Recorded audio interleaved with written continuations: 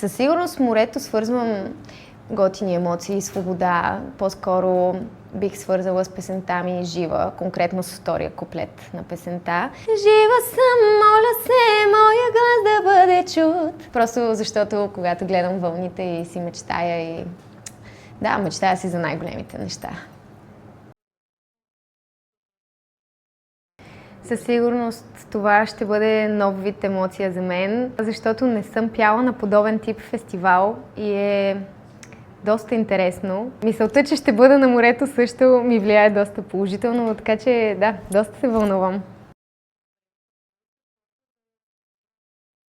Това, което при мен е най-важно, докато изпълнявам песните ми, е посланието, което искам да предам на хората и искам да ги накарам да се замислят, че всъщност има и други очи, освен тези, през които вече гледат света. Искам да им даря частичка от моята добрина и много искам всички да вярваме в добрината. Това е моя цел и ще се постарая да им дам любов. Айде пак!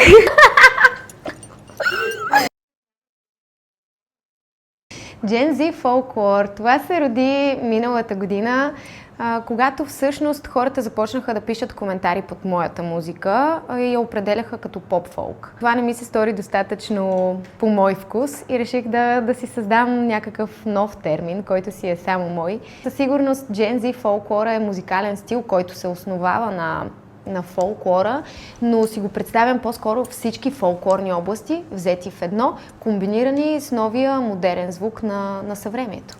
Здравейте, аз съм Мона и ви каня на Sunset Port Festival в Поморие на 22 и 23 август.